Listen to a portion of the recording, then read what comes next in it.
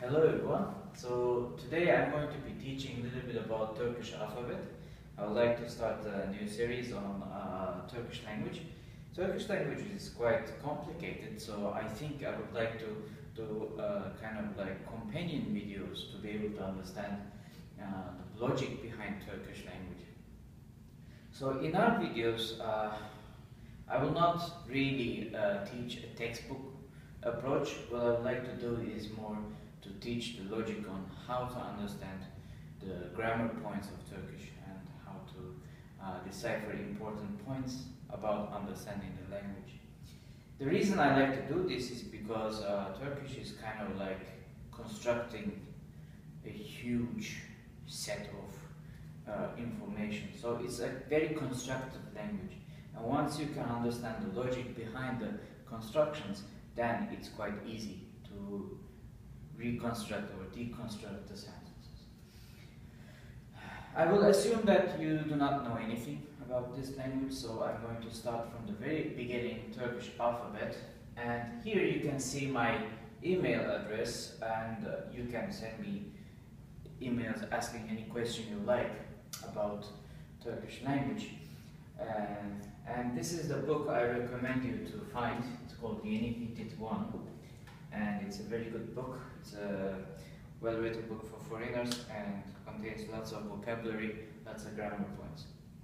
So now, at the beginning, I would like to pronounce each letter, how it's pronounced, and then later give examples of these letters, and as practice, I would like to show the numbers from 1 to 10.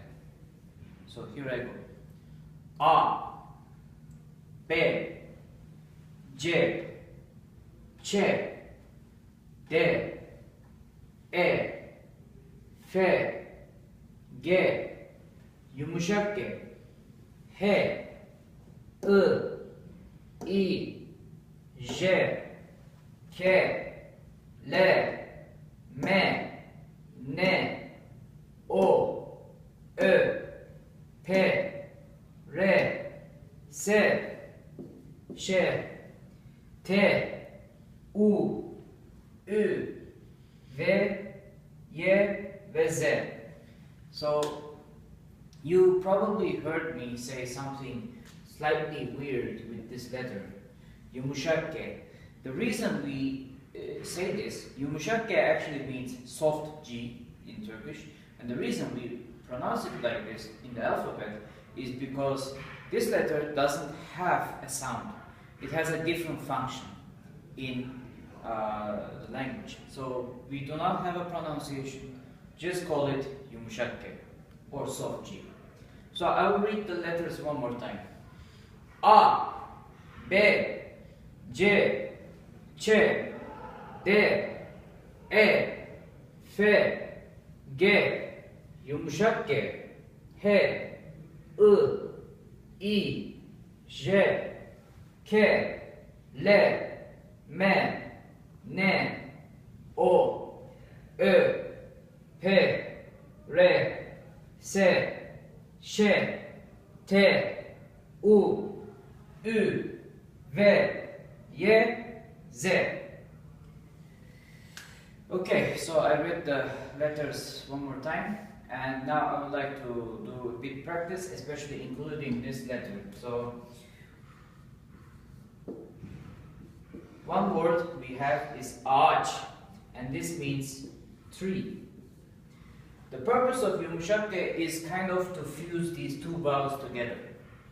So you do not pronounce it once, but as if you pronounce this point in like a one syllable.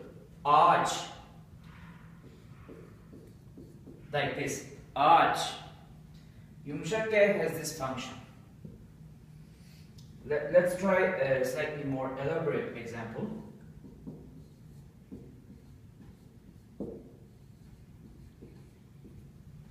This means teacher.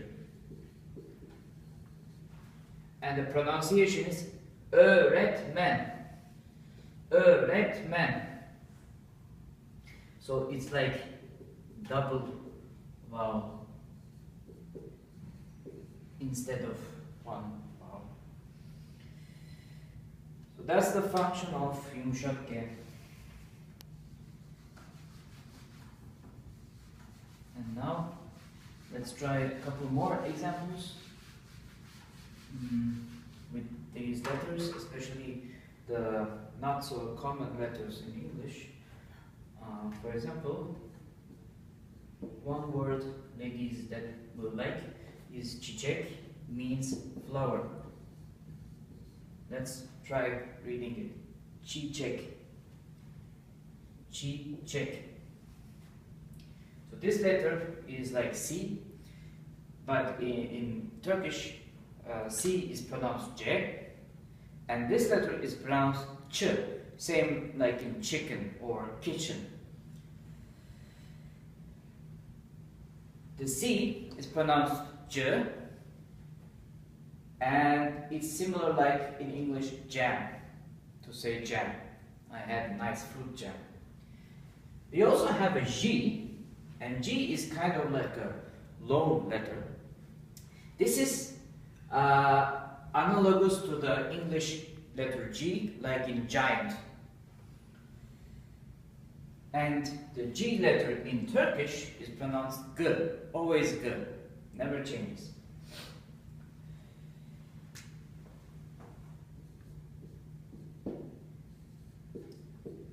Şimşek means thunder.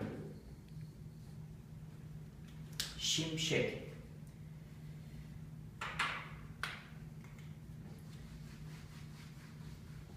And for the last part of this tiny intro video, I would like to write down the numbers. So 1 is 1, 2 is 2, 3 is 3, 4 is 4, 5 is 5, 6 is 6, 7 is 7, 8 is 8, 9 is 9, and 10 is 10. So let's read them as practice for the alphabet. 1 is 1, 2 is 2, 3 is 3, 4 is 4, 5 is 5, 6 is 6, 7 is 7, 8 is 8, 9 is 9, and 10 is 10. One last point before we part for this video is to pay attention to these letters. You see a regular I, like in English, but the next letter to this one is not I. It looks like an I, but it's an I without a dot. So pay attention to this letter, as the pronunciation is like as if you want to say something to someone. You go So this is the letter and it's not I. So pay attention whether it has an I with a dot or without a dot. Like in this case and in this case. So thank you.